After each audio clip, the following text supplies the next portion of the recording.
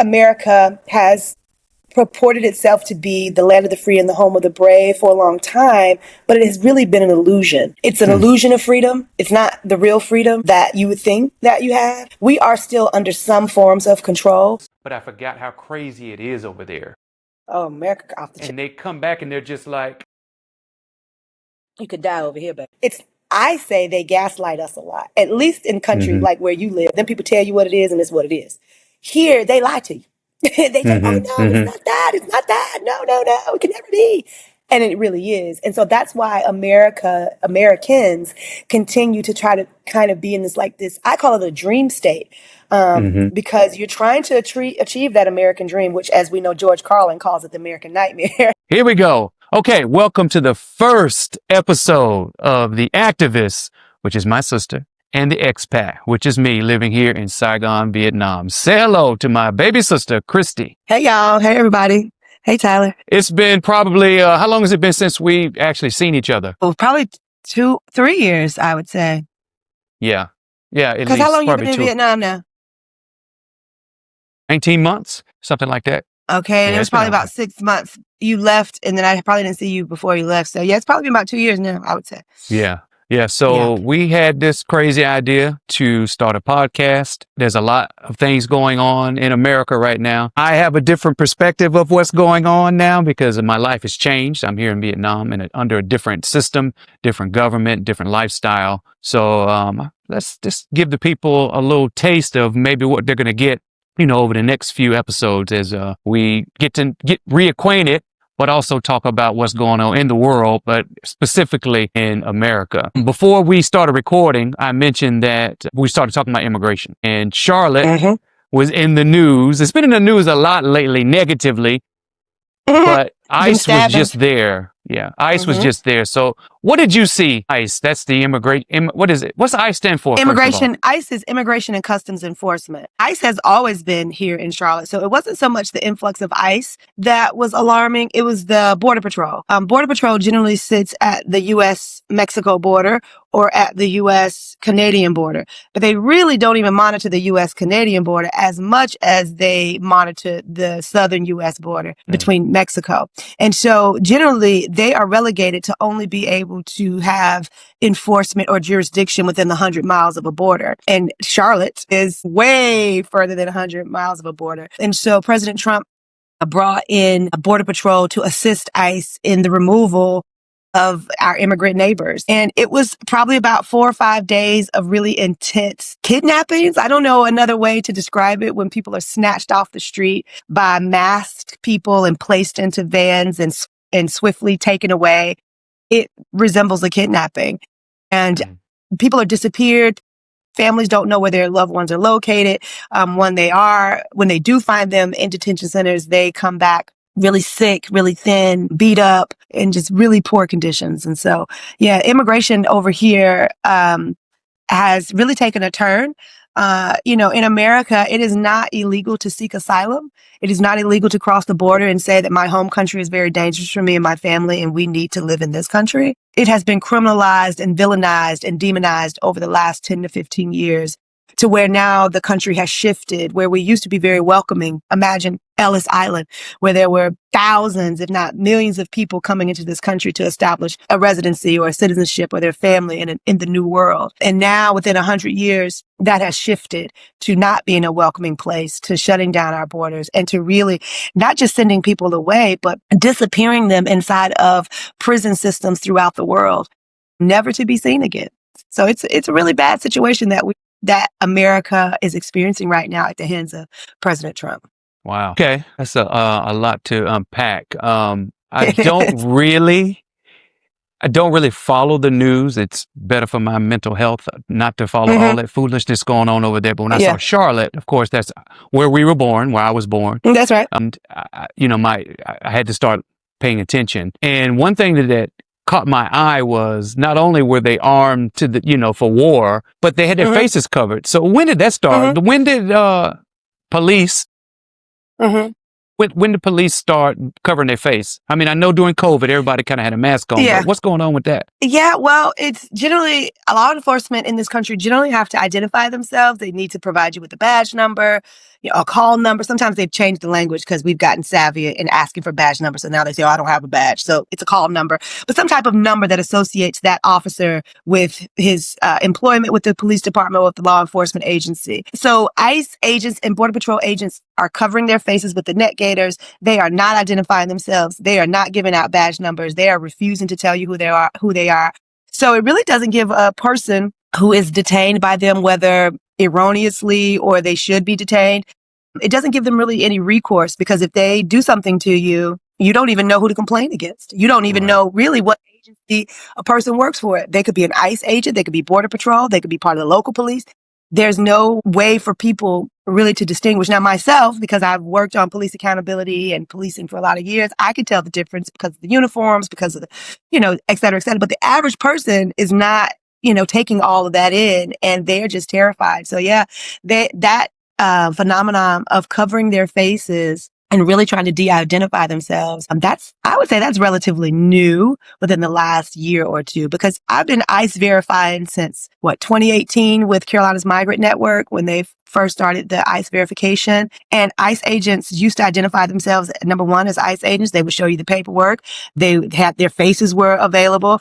It's in this latest iteration of ICE enforcement do we see them really covering them faces and shielding their identity. And I think as people have gotten more, as Americans have gotten more, they have tried to really shield their identity, because people were not just trying to identify the officer, but their families, where they lived, to really shun them in community, to make it difficult. ICE has a lot of incentives. I don't know if you know this. They're paying off student loans and giving you a $50,000 sign-on bonus. $50,000 sign-on bonus. What's the age cutoff? Exactly. That's what I said. I'm just kidding. Because I get these free student loans. I be for real. It's a thought. But then I thought, well, my credit history, they not finna hire you, so you ain't gonna it ain't gonna work. Wow. But yeah, like they giving a $50,000 sign-on bonus, like for real, and they paying off everybody's student loans. So there's a huge incentive for folks to join ICE, but there's also this huge incentive for them to shield the fact that they are working for ICE from the rest of the community. I mean, I just don't see a reason to cover any law enforcement employee to not identify themselves. If you're not doing anything wrong, you shouldn't be having to cover your face. Well, and especially if the taxpayers, we the people, right here in this country, we the people pay for all this equipment. We are literally paying people to kidnap us, to disenfranchise us, to disrespect, disconnect us from our rights. Like, the taxpayers pay for this. And so we're literally paying for people to come terrorize us in our own communities. Well, it is brutal. I did see some of the videos, and it is disturbing. I was shocked that was my homeland. You've seen, we grew up and, watching the news, they would show us news clips from over, other places in the world. And we'd be like, oh, wow, that's crazy the way they're doing those people. And now it's happening in, quote unquote, the land of the free. So, in the home of the brave. In the home of the brave. Wow. These are the scariest people. The government, no, go ahead. Our government here is the scariest government. And I say scary because they are willing, they really don't want Americans to rise the way, like, say, the French do. When the French get mad, hey, people hit the streets, they start burning and doing stuff, and they don't play. And they do a lot to suppress America. First of all, they keep us working, because the economy is so messed up that we have to work 2 and 3 jobs. And so it's very difficult to be civically engaged, to go to your city and county government and learn, or your state government, or even the federal government, because you are trying to work to maintain housing. Housing over here, I'm not sure about in Saigon, but housing here, we are at a crisis level around housing. 2-bedroom apartments, Tyler, are $2,000. And we ain't talking about Valentine. We're talking about in the hood, Freedom Drive. Okay. $2,000 on Freedom Drive. Like, who's doing that? Right? $2,000? If you make $8 or $10 an hour, because remember, the North Carolina minimum wage is still $7.25. So if you are making $10 or even $15 an hour trying to live in a city where, you don't have a lot of infrastructure, we are in the South. And I think there needs to be a distinction in our audience between Charlotte is in the South. People in New York and California have a different experience of the economy, or different abilities to make money, et cetera, et cetera. Here in the South, they are union busting. right to work states, you will be without a job, and there is not a welfare check or a energy check or a rental assistance that's going to keep you off the street. And so, especially in the South, because number one, the economy is bad. We have to work so hard in order to maintain housing, in order to just live. It makes it difficult for people to really pay attention to what's happening. And so that's why we see a decline in democracy, because people are so busy trying to live and eat that the civic engagement goes way down. It gets left to the people who can afford to engage. So that becomes, people who are more affluent. And so the desires and the wants of the affluent become the policy agenda, and the needs of the poor working people get pushed down to the bottom because they can't engage, because they're working. They can't they can't advocate for themselves directly to lawmakers. They continue to be in these positions of disempowerment. And so that is continuing to happen here in America. So we have a conundrum of things happening. It's not just President Trump. People want you to think it's Trump and it's Speaker of the House Johnson and these Epstein files. No, it is. I think the New York mayor's race shows us what people care about. We care about affordability. Can we afford to live? Like, people are, Christmas is right around the corner. People can't really afford Christmas this year. So they're having to do like the Affirm and the Klarnas, like the zero interest, kind of like layaway, pay in 4 or pay in 6, because they just cannot afford Christmas this year. Not just is our economy really tanking, the morale in this country is kind of low at this point. Not because we have a crazy president. We've had Trump before. This is Trump 2.0. I don't think it's really that. It is the ICE is running down on people in our communities every day. We don't feel safe in our neighborhoods. Despite this overinvestment in policing, we see these stabbings happening. Like, Charlotte is on international news. You're in Vietnam, and even you know what's happening on these trains here in Charlotte. Because I know. Another dude just got stabbed. Another guy. Wait a minute. And then not only did he get stabbed, now they done flipped on him because he had a GoFundMe that had all this money that he done raised. He got arrested coming out the hospital because he had a domestic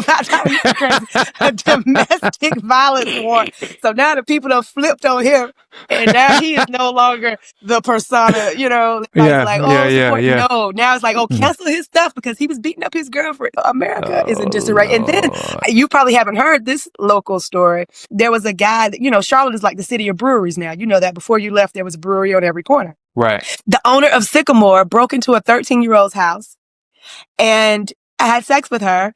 And now he's under a $10 million bond from Sycamore Brewing. And now, like, Charlotte is in disarray because they got to take all this Sycamore Brewing off. The big place on South End. Yes, the big place in South End. Yes. So it is so many things happening at one time. We're just barely catching our breath over here. We've had blow after blow, stabbings, and not just after the stabbing happened back in August of the immigrant, Irina, right, from Ukraine. The state legislature immediately responded and created Irina's law that brought back the death penalty, the firing squad. So here in North Carolina, the death penalty has been on a moratorium for the last 16 years because the way that lethal injection is administered is inhumane. And so you cannot kill anyone in the state because the way that is done is inhumane. But this legislature went back and renegotiated and said, actually, a firing squad is an acceptable way to kill someone in this state. And so they expanded the death penalty again, like reopened it. Now, if you get locked up in North Carolina, you go get a bond. Like it used to be, you could, sign yourself out. No, you're getting a monetized bond. And so it's just been a real ratcheting down. I kind of rose up during the George Floyd. My leadership kind of hit its peak during the George Floyd unrest here in America. And I knew that there was going to be backlash from the gains that we had around Black Lives Matter and George Floyd. And so in 5 years, we've seen a huge shift from Black Lives Matter and defund the police to now we're on tough on crime. And so I have a lot of critiques about the Black Lives Matter and the defund the police and all of that. The organization. Just the not the ideas themselves, but the way we communicated them. Okay, gotcha. I think that as organizers, right? I'm an organizer by trade, and generally organizers are ahead of the curve. We're not really wrong. We're just early. And so that's what I would say about defund the police and Black Lives Matter. They weren't wrong. They were just early. America was not quite ready to move that fast. And I think that when you ask for large sweeping changes and you get them, you have to be prepared for large sweeping changes, pushback. And I don't think we're always not prepared for the pushback. And so what we see happening in America right now is really blowback from that George Floyd defund the police. And so there's been this slow but steady ratcheting up of control. Protest here in North Carolina right after George Floyd was immediately criminalized. So 3 or more people protesting, and if the police declared a riot, that's a felony now, right? Whereas before, you might get a little misdemeanor, you might get dismissed, but now they're going to label you as a felon for the rest of your life for exercising the freedom of speech, right? So I think I would want folks around the world to know that, yes, America has purported itself to be the land of the free and the home of the brave for a long time, but it has really been an illusion. It's an illusion of freedom. It's not the real freedom that you would think that you have. We are still under some forms of control. I say they gaslight us a lot, at least in countries like where you live. Then people tell you what it is and it's what it is. Here, they lie to you. They say, oh no, it's not that. It's not that. No, it can never be. And it really is. And so that's why Americans continue to try to kind of be in this, I call it a dream state. Because you're trying to achieve that American dream, which, as we know, George Carlin calls it the American nightmare, right? You're trying to achieve it. And it's just like you're on this hamster wheel. And most Americans are not activists. They are literally on the wheel. I just decided to jump off the wheel and really try to affect change. And yeah, I think it works in some ways, but in some ways, I think that you and our other brother, Marty, are very smart for leaving. Marty's moving to Panama, going to Panama City. Y'all have divested. And then I have to ask myself, how much of my energy in life do I spend trying to correct something that doesn't want to be corrected? Or should I just take my talents and go to another place where we will be appreciated? So that is a conversation that a lot of activists are having right now amongst ourselves. Like, if we were to leave, where would we go? And would it just be more of the same? Like, do we get there and then we're like, oh, then people are anti-Black too? Which I don't really, anti-Black, that ain't really my biggest issue, right? Because I think the entire world is anti-Black. So that's not my biggest issue. I think for me, it's about, if we are to move, it's about the quality of life. I don't want to trade one rat race for another. If I'm going to move somewhere and it's going to be just as difficult to live, not so much as money wise, but just difficult, then I should just stay here. So Americans, we are at a crossroads right now. I would say a lot of people, especially Black people, are talking about leaving and divesting, because we don't see, even the people who are in place who are supposed to be on our side aren't really fighting for us. Like Cory Booker, like, what are you doing, Cory Booker? Like, I ain't trying to talk junk about Senator Cory Booker. But at the same time, where is this checks and balances that y'all taught us about in history class? And so I ain't seen a check or a balance since this man took office. 9 Supreme Court justices, no checks, no balances, 400 and something Congress folks, 100 senators, all these people. Nobody can check this man. Nobody can stop this man. It's kind of like, it's kind of defeating. But then I also remind myself that January 20th, 2029 is coming. If he don't take the Constitution and say he's going to be the president forever, like he's been telling folks. Barring that. If he's still alive, he's going to try it. If he's still alive, he's going to try. Your boy looking bad. Your boy looking real. Yeah. And I've been watching TikTok with that doctor who's been saying that he got about 8 months left based on his ankles. Well, let me just circle back. I'm going to tell you about, we talked about freedom and you talked about immigration. Let me give you my immigration experience here. So in Vietnam, you have to, everywhere a foreigner goes, they have to register your passport with the local precinct, the local police. They know where you are at all times. And it's not a big deal. Usually if I go to a hotel in another city, they will just have to report where you are. Also, when I go visit my mother-in-law in my wife's hometown, even if I'm there for, I think if you're there for more than 24 hours, you have to go down to the precinct and they have to let the people know you're there. Sometimes they'll come to your employer and make sure your paperwork's right. They don't have guns. They don't have masks. They're nice. They're cordial. They're doing their job. They're doing their job. They just want to make sure your paperwork's straight. And you don't have any problem. And I'm going to tell you this too. One thing I didn't realize, because you grow up in it and you don't know until you're out of it. America is really kind of like a police state. I rarely see police here. And I'm talking, I live in a city with 12 to 14 million people, and it's densely populated here in Saigon. Bigger than New York. Right. And if I see a police officer, he's usually just working the light. He's doing the light, or he's on the back of a motorcycle doing traffic. And a lot of them don't even have guns. They have like a baton in a city this massive. So, and that's Saigon. Now, if I go to a smaller town in Vietnam, you ain't never gonna see him. You just don't see him. So that's one difference that I've noticed. Another thing that you touched upon that I want to talk about is, what did you say? You said something about, Lord, I've lost my thought. The death penalty. And I know you're an advocate for, well, yeah. I mean, listen. They're going to kill you in Vietnam. We know this. I mean, yeah, it is what it is over here. It's just, but guess what? It ain't over there. It's not racially disparate over there. It's not one group receiving it and the other group not. Right. Yes, fundamentally, I think, should the state be killing people? I don't necessarily think the state should be doing that. But let's borrow all of my personal feelings and look at it on its face. The reason that the death penalty in America is so skewed is because it is we can look at the numbers. Mm-hmm. Black people make up the 13% of the population, right? Let's talk about North Carolina. Black people make up about 13% of the population. Well, depending on North Carolina, might be 25, 30% of folks are Black, right? Mm-hmm. But we represent 50 to 60% of the people on death row. And no one who's Black on death row is there because they killed someone Black. They're only there because their victim was white. So if you are Black and kill someone white, you will receive the death penalty. If you are Black and kill someone Black, you probably won't receive the death penalty, right? And so there's the racial disparities within the death penalty. That is what we argue against. I mean, yes, there are people who really, and here in this country specifically, the death penalty is the cousin to lynching that was used in the Jim Crow South right after enslavement to put racialized terror on Black people. And so in this country, it evolved from lynching, the racialized terror of lynching, to only having the death penalty for Black people in prison. And so that's the reason that we fight against it, because of the racial implications. I mean, of course, there's some morality around values. Do you believe that the state should be doing that? But outside of the moral questions, just who gets the death penalty, that's the problem that we have here in this country. Right. Here in Vietnam, for the most part, you're just a foreigner, period. You're just not one of them. And there's nothing wrong with that. Like, that's not going to affect your everyday life. Like, you can learn Vietnamese. They're going to really appreciate you. You can become more of the community if you learn Vietnamese.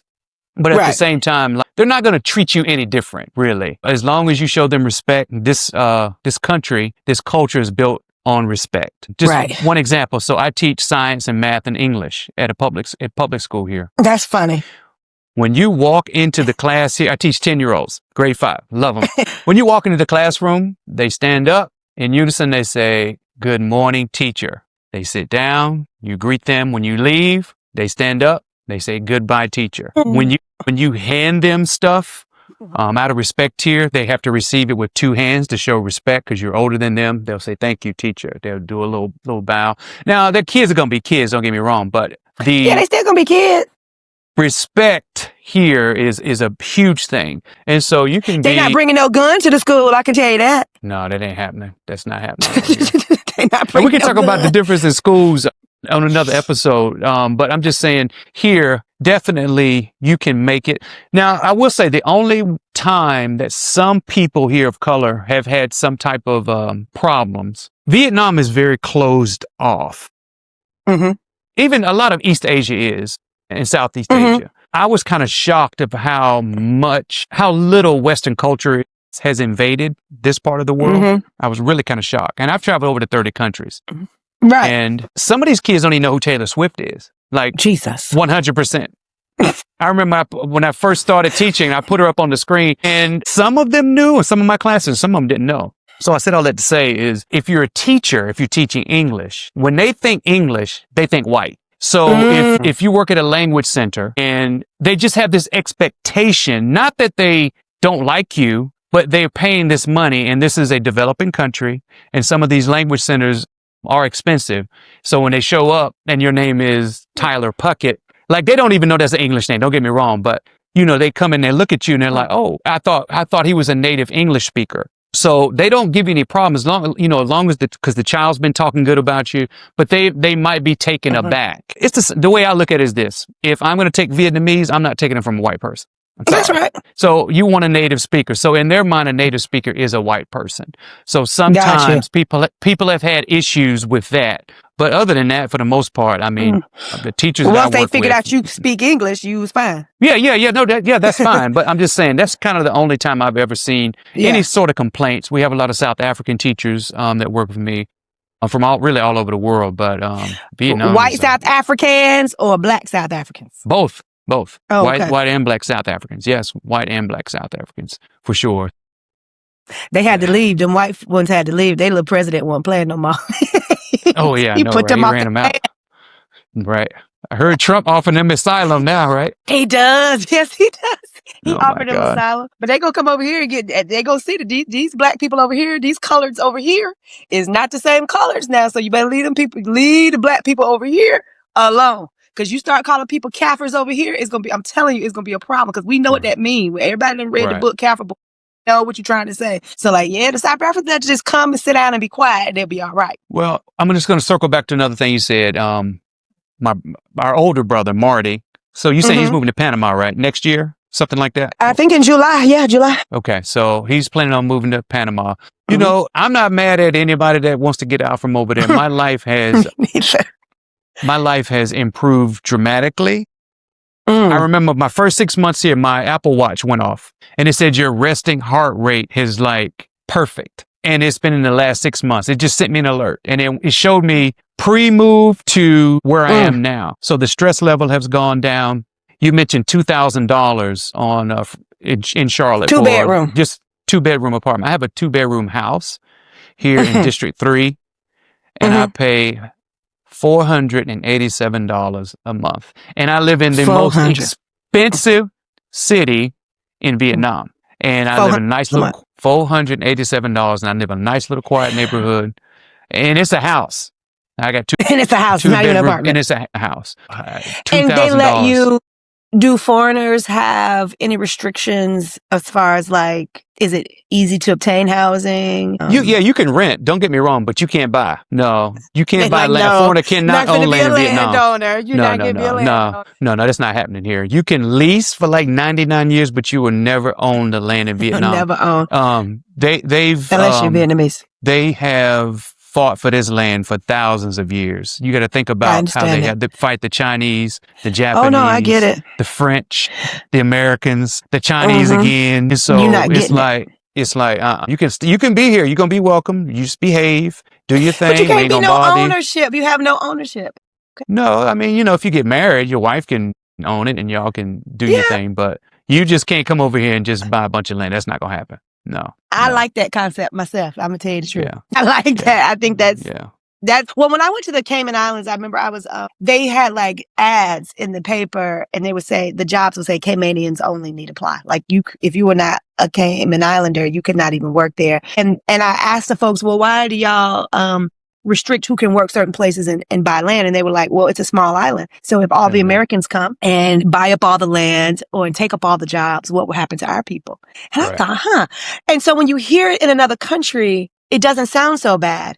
But when you hear it in the United States, that sounds like it's a horrible thing to do. But actually, maybe it's not quite so horrible. I think we just really need to have some discussions about that, really get down to it. Because if Americans go to other places, to your point, we don't have any expectation of owning anything or of being fully cemented into the fabric of the community. In America, we fully embrace the folks. They can come, they can own, they can do. Maybe not to be less open or more restrictive, but to assuage some of the concerns that people do have. Well, there are some people saying some of this stuff should be reserved for us. I can't find a job. And so in the news and the media makes it seem those are just false comparisons. But in some cases, I don't know if it actually is because I do think that in America, brown people are looked at as we don't have to pay them as much. So why would I hire a Black American or a white American when I can hire someone who's willing to accept less money, right, for this job? And so it does kind of create, because we do have capitalism, which is king, right? Capitalism, the free market makes it, maybe our market don't need to be as free, I guess is what I'm saying, so that there can be more stability for the people, because it feels like we're in a free for all in this free market. Yeah. Well, the thing is, I think the way America was established, that was necessary at the time for it to grow to what it is now. But now we need to change. Now you need to change it up. You need to tighten it up, because that America First thing, those slogans that politicians put out, if they would actually do the right thing, they would work. But it's just a slogan. It's just to keep people. It's just a slogan. The ignorant people voting for them. It's That's right. like, yeah, America First. But it ain't really America First. Like, we really need it to be America First. Right. And so I do think that most people, we would agree, like, most people don't care. This is what I saw during the ICE raids in Charlotte, right? And I don't care so much about what white people think, even though they drive what happens. What they think, I don't really consider a lot. It was the black people on Nations Ford Road where we grew up. Right. Expo. And, Nations Ford is overrun, and South Boulevard is overrun with immigrants at this point. Right. And so, and I don't mean in a bad way when I say overrun, but it's like they have a huge. I'm an immigrant. I know. I get it. Yeah. They have a huge presence in that community, and people we grew up with was like, run, Migo, run, and trying to help them get away from the police. And it really brought out a solid moment, right? Where neighbors who generally don't even interact, like you see them, but we're actually looking out for one another and protecting one another. I do think that we do embrace immigrants, but there does need to be a better system. I think everybody agrees that what is happening right now is not right. And what it has allowed for is now Trump is telling people if they pay so many millions of dollars, they can get a golden ticket to America. He's so shameful. It's so embarrassing, y'all. So shameful.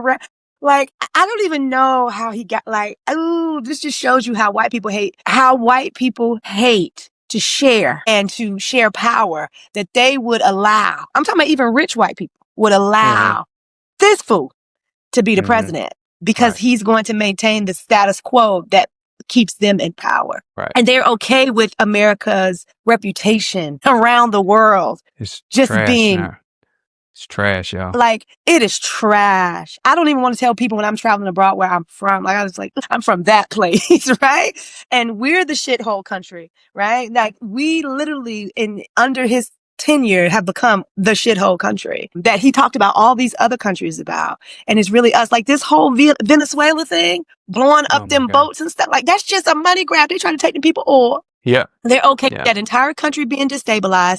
And when I was in Colombia, Venezuela was like, experiencing a lot of hunger. And so the Venezuelans were coming to Colombia. And it was so funny to me that the Colombians was mad and hating on the Venezuelans too.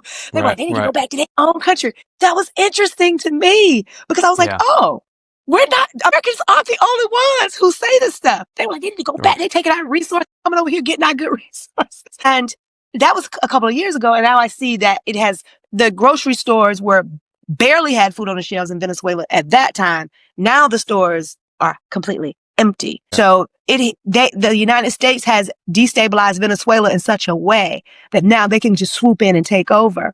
And it looks like we're doing a good deed when in reality, we're the reason that these people are going to need to seek asylum in our country. And more than likely, we're going to deny it and send them somewhere else anyway. But we're the reason that they don't have a home country anymore because of our politics and our policies and our greed as Americans. And to try to bring this to most Americans' consciousness, they hear it. But again, the rat race of affordability disables them from even really participating.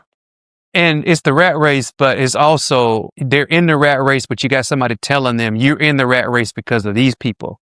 Right. That's what they're doing. So yes, you're in the rat race, but they're like, no, your life could be better if it were not for Joe Biden having the open border policy or blah, blah, blah, whatever. And that's what they do. And that's how they keep America divided. And it's always going to be that way. I don't know if it's ever going to change.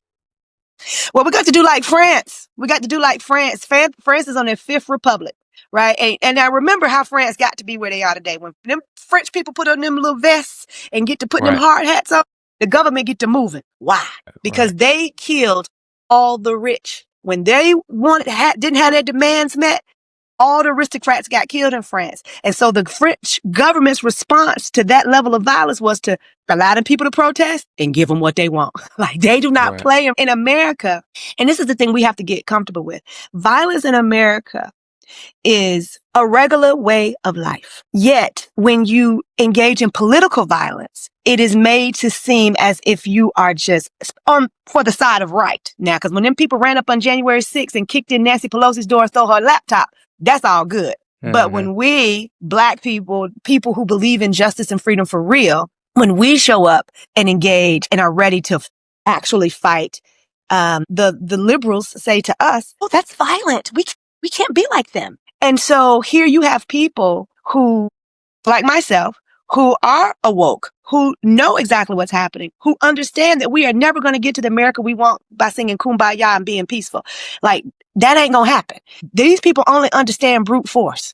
They only understand losing stuff, people, money, things, right? And unless we are willing to engage in that level of violence, then we're really just spinning our wheels. We're really just spinning our wheels because they are willing to engage in violence. Remember, they sent the National Guard to several places in this country that were experiencing political unrest as a direct result of trying to quell that unrest, to suppress and chill people's desire to protest and to fight. So in America, we're at a real crossroads right now because who we have been historically of protesting and showing up, that has been chilled with the policies, with the procedures and the tactics. We see the police growing increasingly violent and nothing is happening to them. And so it has really suppressed a lot of Americans' desire to really get out and fight. Well, what about the Miami mayoral race? It's been, 30 years since they had a Democrat.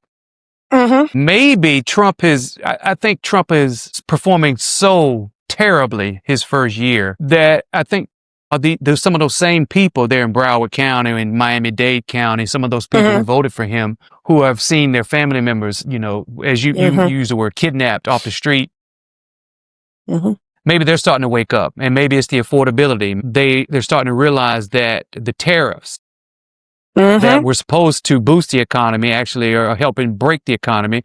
And I don't know how they believe that in the first place, because a tariff by definition is going to raise your prices. That's just what it's going to do. Because he lied. Well, now he's promising them a check, Tyler. He's promising every American. And so, but listen, if you was a $1,200 stimulus check his first term, right? And that was exciting to you. And you know how many people was talking about, "Oh, I got my stimmy." They even gave it a name. Stimmy. They done made it pop culture, right? So I got my stimmy. People are looking for that again. When that check coming out? Because again, money and affordability is such an issue that any little extra, people feel like they're getting something from him. So he knows that Black people and poor people in this country are so poor that a $2,000 or $3,000 check is enough to hush them up. That's like literally what he's doing. He's like, it's like the hush puppies. When our ancestors were running from the dogs, right? When they had escaped enslavement, they would put those hush puppies out, those pieces of cornbread, to make the dogs hush. That's exactly what Trump is doing. These are just hush puppy. Those $3,000 check, that's hush puppy. That's hush puppy money. That's not real change. That's just, we don't want to hear you Negroes talking. We really want silence. Right. So here you go. Well, they've been losing. I have been watching the votes. They're going to lose the midterms. Yeah, they've been losing. They're going to lose the midterms. It's going to be a blue wave. I mean, but see, this is the thing, Tyler. Now, we got to look back historically. The Democrats, especially in North Carolina, prior to 2010, they were in charge for 110 years. Right. We don't have no real hope in them people neither. See what I'm saying? I'm not a Democrat. I'm no longer a Democrat. Me neither. I'm an unregistered. I've never been a registered Democrat. I've always been an unaffiliated voter. And it's because as someone living with criminal history, right? And people will get into that in future episodes. But as someone living with a criminal history, I've always been a disenfranchised citizen, right? Like a disconnected second and third class based on criminal history and the laws in which you are able to be placed into the second class citizen category based on interaction with the police. And so, people like myself, neither party represents our interests, right? And so we don't see ourselves representing either party. And that's why I know I'm able to critique both sides. The Democrats have held power for a long time. Look at Obama. He was in power for 8 years. And listen, I ain't dogging President Obama. I know that he was Black man trying to not get assassinated, trying to survive, and they had all gathered to block everything. But what we see from Trump is, ain't nobody gonna check you, boo. You could have just done what you wanted to do and nobody would have done anything. And so, I do think we, as Black people, especially in America, we are at a real crossroads as to, do we stay or do we do what they've been telling us for so long? Go on back over there.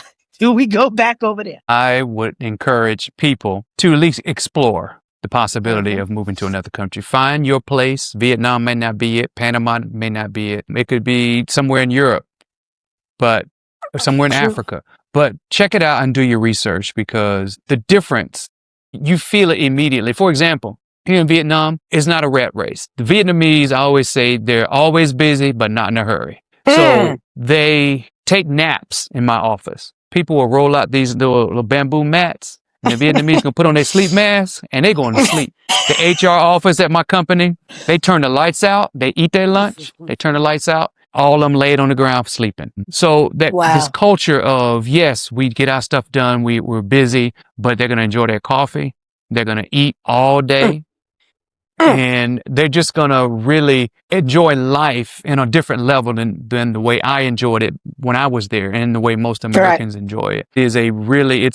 You elevate your lifestyle and your quality of life when you move. For example, everything I eat is farm to table. My wife will go to the market every morning. She'll come back, fresh stuff. Now, it ain't the market what you used to. It's a wet market. And you're going to see some things in there you probably ain't never seen before. I was in Thailand. I was like, I don't know what that is. It's fresh, and they're going to bring it back, and they're going to cook it, and it's going to be delicious. I don't even have to really work out. I lost weight just by not eating American food, processed food with steroids in it. That's right. So antibiotics all up and through it. Antibiotics. I mean, and I'm no longer lactose intolerant. I'm only in America am I lactose intolerant. You're not lactose intolerant anymore? Nope. You can eat all the cheese and the milk you want. I can eat all ice cream, cheese, milk, anything. Doesn't bother me. Jesus. Doesn't bother me. What they doing over here? Is it the pasteurization? What they putting in the milk? I don't know. Well, you do have to get used to certain things over here, because they don't put the milk in. The milk is out on the regular shelves here. It's not refrigerated at all. Nope, not at all. You ain't gonna get eggs sick. Don't make your stomach hurt. No. We overdo stuff. We do stuff the wrong way over there. But anyway, now, I know about your eggs don't have to be in the refrigerator. You know, your mama's talking about your mama. You know, you can put eggs in water and they last.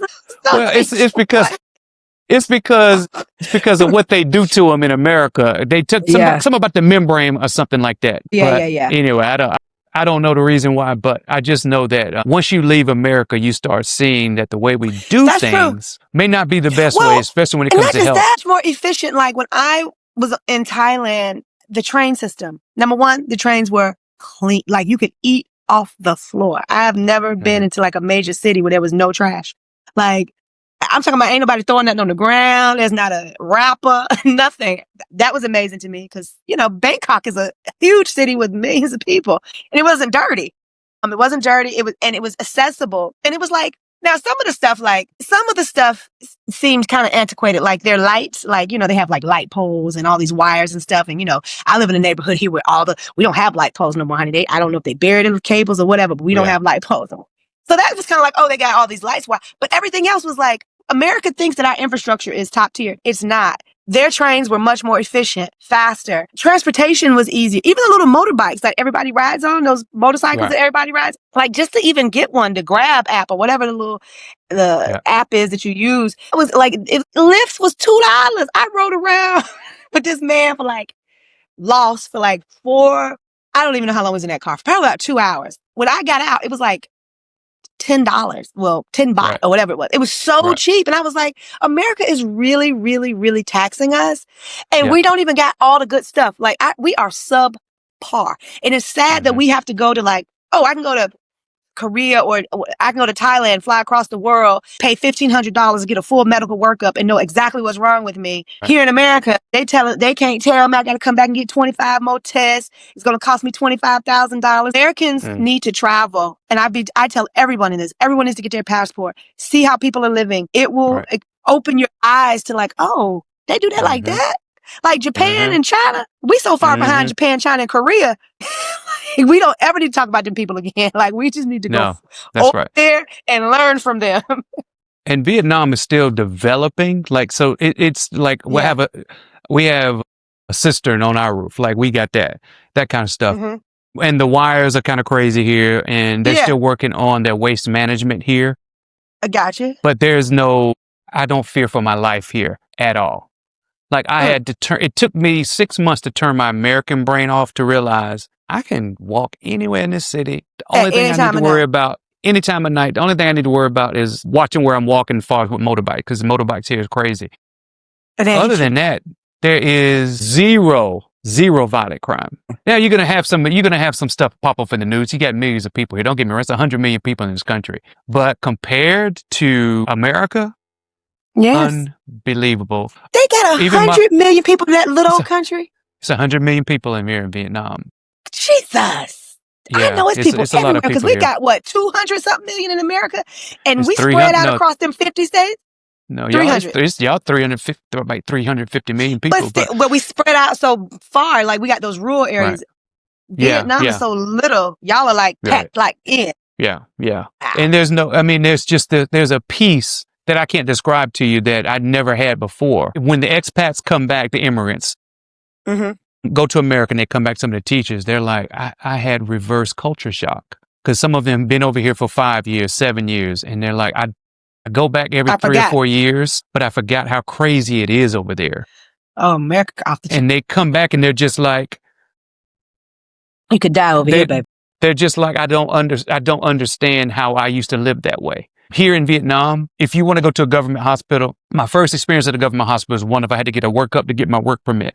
And they had all these tests. In America, would have taken me a month to get done with all these specialists. Vietnam, I was in and out of that place in 2, maybe 3 hours. And that's what I'm saying. They did a full organized. Boom, boom, boom. I went all the way up to these floors and they would just have to hand my folder to the next person. And next thing you know, and I was like, that's it. I mean, I was hooked up to every machine. I got everything done. And the next day I had my results.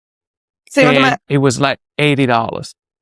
That's what I'm talking about. I'm talking about everything was checked. That's what I mean. That's what I'm talking about. We over here, and that would have cost $25,000, took 6 months, and then the doctor would have tried to convince you that you didn't experience what you experienced, and you just need to take this pill that, like I said, you take. And if you don't take it, then whatever happened to you, happened to you.